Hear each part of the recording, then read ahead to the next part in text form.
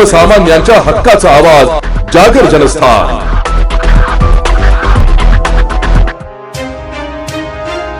नाशिक स्थानिक प्राधिकारी मतदारसंघाच्या विधान परिषद निवडणुकीची मतमोजणी आज 22 जून 2026 रोजी सकाळी पार पडली आहे। या मतमोजणीत अपक्ष उमेदवार गोकुळ गीते यांनी मोठा विजय मिळवत महायुतीचे उमेदवार नरेंद्र दराडे यांचा पराभव केला। मतमोजणी दरम्यान एकूण 618 पैकी 605 मते वैध ठरली। विजयासाठी 303 मतांचा कोटा निश्चित करण्यात आला होता। पहिल्याच फेरीत गोकुळ गीते यांनी 357 मते मिळवत हा कोटा सहज पार केला, तर नरेंद्र दराडे यांना 248 मते मिळाली आहे। तसेच दुसरे उमेदवार प्रसाद हिरे यांना 0 मते मिळाली। गोकुळ गीते यांनी भाजपचे बंडखोर नेते म्हणून अपक्ष निवडणूक लढवली होती। उपमुख्यमंत्री एकनाथ शिंदे, मंत्री उदय सामंत, गिरीश महाजन यांच्यासह महायुतीच्या अनेक नेत्यांनी त्यांचा अर्ज माघारी घेण्यासाठी प्रयत्न केले होते, मात्र गीते आपल्या भूमिकेवर ठाम राहिल्या। मतमोजणीच्या सुरुवातीला गोकुळ गीते यांनी काही तांत्रिक मुद्द्यांवर आक्षेप घेतल्याने मतमोजणी काही काळ थांबवण्यात आली होती, मात्र त्यानंतर प्रक्रिया पुन्हा सुरू होऊन निकाल जाहीर करण्यात आला। या निकालामुळे उपमुख्यमंत्री एकनाथ शिंदे यांना मोठा धक्का मानला जातोय। गोकुळ गीते यांच्या विजयाने नाशिकच्या राजकारणात नवीन समीकरण निर्माण झाले। निकाल जाहीर होताच गोकुळ गीते यांच्या समर्थकांनी फटाके फोडून आणि घोषणाबाजी करत जल्लोष केला आहे। बहुमत होतं दराडे साहेब आपल्याकडे तुमच्याशी व्यवहार केला होता बहुमत आपल्याकडे बहुमत असताना देखील तुम्हाला असं वाटतं की विश्वास आता काउंटिंग चालू आहे।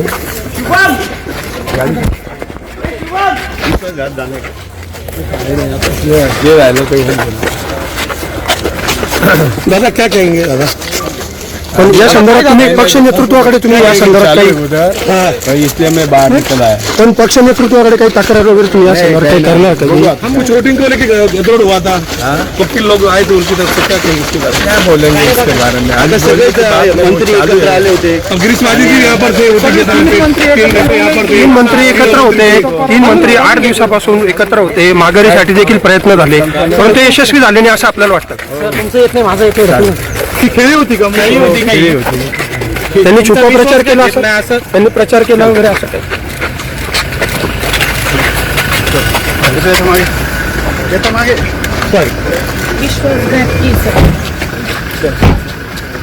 माने सर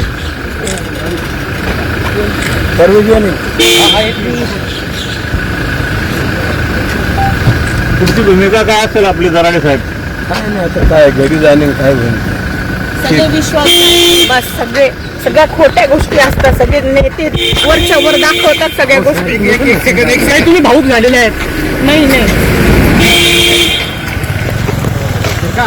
काय कारण साधारण जे दिसत आहे की कल हा वेगळा आहे मतदारांचा। खरं तर महायुती म्हणून ही निवडणूक आम्ही लढलो होतो, पण मला वाटतं आमचा विश्वासघात झालेला आहे। ज्या लोकांनी आम्हाला पाठिंबा दिला तेच लोक कशी निवडून येतात असा आता चमत्कार मी कधी पाहिलेला नाही। मला असं वाटतं हा 100% विश्वासघात आहे। त्या संदर्भातला पूर्ण अहवाल वरिष्ठांना सादर केला। महायुतीतल्या 50% पेक्षा जास्त मतांची फाटाफूट झाली, ही मान्य आहे का? ते दिसते तर आहेच, परंतु कुठले पक्ष फुटले, नक्की कोण फुटलंय याचा अभ्यास करावा लागेल। आज काय बोलू, काय सांगाल? अर्ध्या तासातच आपण मतमोजणी केंद्र बाहेर पडतो। नाही, मुळात काय झाला, सगळा विश्वासघात केला। आमच्या स्टेजवर आले आणि आम्हालाच सांगितलं आम्ही तुम्हाला पाठिंबा देतोय, आपण मित्र पक्ष म्हणजे भाऊ म्हणायचा, भावाच्या पोटात खंजीरने तलवार खुपसायची असे नाटकाचं राजकारण केलेलं आहे आणि सगळ्या पक्षाच्या लोकांनी फसवण्याचं काम केलेलं आहे। साधारणपणे किती मतांनी आपण पराभूत झाले, काय आकडे आकडा घेतला नाही माझं अद्याप घेतला नाही। तुम्ही हार मानून घेतली का? मी हार मानण्यापेक्षा पक्षच जर असं जर गद्दार विश्वासघात कोणी जर करणार असेल, नेते लोकांना जर असं फसवणार असेल, त्याचा अर्थ महायुती नाहीच आहे। स्पष्ट लढून घ्यायला पाहिजे, आमची तयारी होती लढण्याची, पण आमचा विश्वासघात झाला 100%। भाजपचा छोटा पाठिंबा होता उमेदवाराला असं वाटतं? 100% पाठिंबा होताच त्यांना, त्यामुळेच इतके मत, भाजपाचे 200 मत होते, 200 मत एक साईडला जर गेल्यानंतर खाली काय राहणार?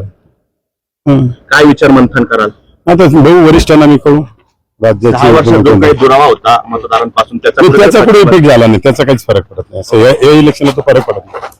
काही शेवटच्या क्षणी दबाव असतानाही अप्रत्यक्षपणे प्रचार केला गेला। आज तुमच्या चेहऱ्यावर गुलाल आहे, काय आनंद आहे?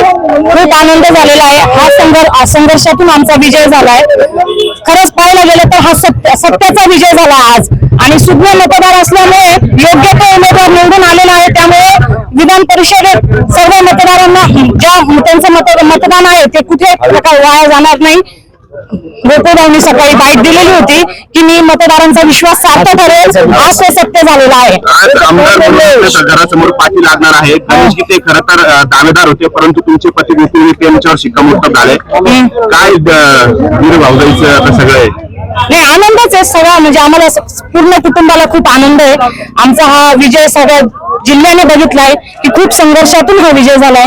गणेश भाऊंचा देखील असेल खूप संघर्षातून त्यांनी हा विजय मिळवला. आम्हाला सर्वांना आनंद आहे. भाजप शिंदे सेना ते आता बघू.